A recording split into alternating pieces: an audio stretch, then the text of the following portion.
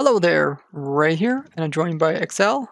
Hey, And what we got behind us is a new 1.13 Guardian Farm. Our Guardian Farm here produces over 120,000 items per hour after testing it overnight.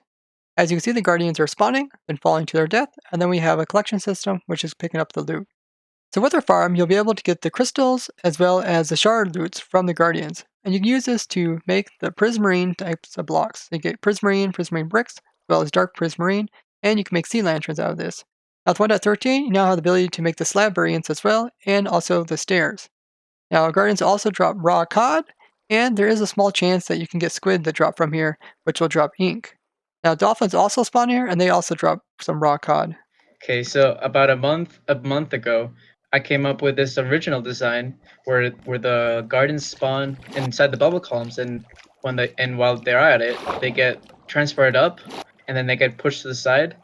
But then I showed Ray this design, and then he and I were able to come up with a better and faster design later on. So after seeing Excel's design, I thought maybe we could come in and improve it with having a different type of spawning floor. So I came up with this type of spawning floor here, and Excel has been helping improve it.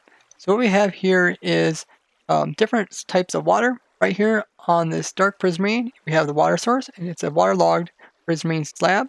The source water here is then flowing out in this direction, in which case it is flowing over here and bumping up against these gates, which are open. Then underneath of that, we have some stairs, and these stairs are waterlogged.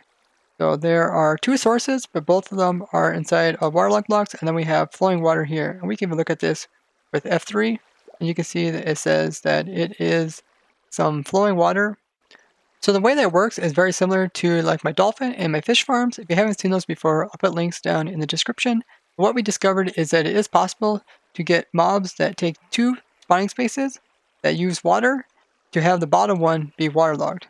So the dolphins, as well as the guardians, as well as squid, they both need 2 meter high of water, but only the top piece actually has to be some type of water that's not waterlogged, where the bottom piece can be any type of waterlogged block. This allows us to minimize the area which the guardians can move about. Now the guardians are able to spawn here in this flowing water, and once they do spawn here, they will immediately get pushed out, and then they will fall into this empty area where they will drop down all the way far enough so that they will hit the ground and die instantly. After the guardian dies and the items appear, there will be hopper miners that will drive underneath these slabs, and then while they go underneath, they will be able to pick up the items. And when they reach one of the two sides, the items will get unloaded by this unloader that designed by KK, and then the items will be sent to the storage system or whatever you want to do with them. We have been working on these farms during our Twitch streams. If you haven't already, be sure to follow me on Twitch. We're close to having 1,000 followers.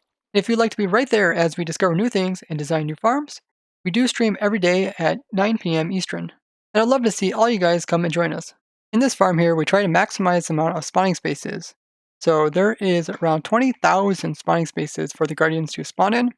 So we went with the whole max size of the ocean mine, so from all the way from 39 up to 61, and the full 58 meter wide as well as deep, trying to get the most spawning spaces since we're able to spawn the Guardians without them going over the cap.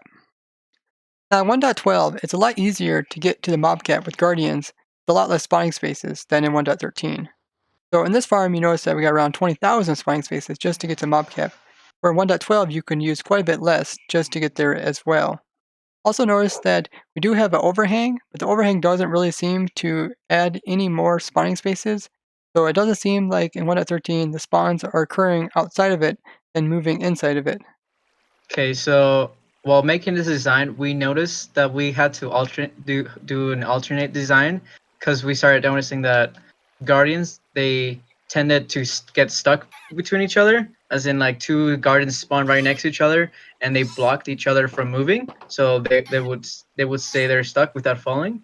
And then we also did this because we also noticed that a lot of guardians, they jumped to the other side and then they fell down again. And so in both situations, the gardens tended to stay alive for longer, killing some of our raids. Now, the squid and the dolphins can also spawn in this area, but they aren't affected by the flowing water, so they won't immediately get pushed out, but they'll just decide to walk out on their own. So you will get the raw fish from the dolphins as well as the ink sacs from the squid, but it's not going to be consistent like the guardian loots. Even though the dolphins as well as the squids are in the water mob cap and therefore they're not in the hostile mob cap, so they're not affecting the guardians, they themselves could occupy the space of this area, and therefore it's possible that they could prevent guardians from spawning in this space. So if you want to prevent them from spawning, you can put in a water mob switch, in which case you just put a bunch of the water mobs near the player and just have them so they're unable to despawn. And if you have at least 16 of them, then they won't be able to spawn any inside of the farm. Now the AFK point for the farm has to be at least 24 meters away from the spawning spaces, that way they can spawn in. So right here, I'm AFKing above the farm, and this way the player is far enough away so they're able to spawn, but he's still close enough to the farm to allow it so that they are able to drop all the way down and still be able to hit the ground without despawning. So they're within the 128 meter range. You can also AFK underneath the farm, and so be greater than 24 meters away from the spawning spaces. But your circle in which mobs are spawning around you is going to be a little bit different, in which case you might actually be loading more caves, so you might have to light up more if you end up AFKing underneath compared to AFKing above. So some other things to mention about this build is that we did put in some walls on either side of where the guardians will drop. This way we just didn't have to try to collect items off of the entire surface, only in one small area. Now the farm itself is built up so that we're using all the spawning spaces, so therefore when we drop them, we had to put the actual spot where they hit right here, and this is just above the bedrock. So bedrock would come all the way up to this level here, and the farm would have to be built right above the top layer of bedrock, but you don't have to destroy any. As you can see, the rails can sit on top of it, then we have the entire collection system above this area as well. Now we did test this in a very nice clean perimeter where we have removed all the other spawning, but you could do this in survival and just light up the caves, so you can get at least most of the spawns to occur inside of here if you want to. You also could make this smaller if you wanted to, but you just get a little bit less rates. If you would like to build up our farm in your very own world, we will provide the world download down in the description. What I would do is probably just come ahead and fill in the area where the ocean monument is, then come in and remove all the materials inside there so you can build up this farm. Everything else you could probably just leave, like all the ocean, and then you can just come in there and light up some of the caves so that you can get some of the loots in here. Want to, you can even just build like half of it, and then that way you can at least get some loots without having to go this extreme.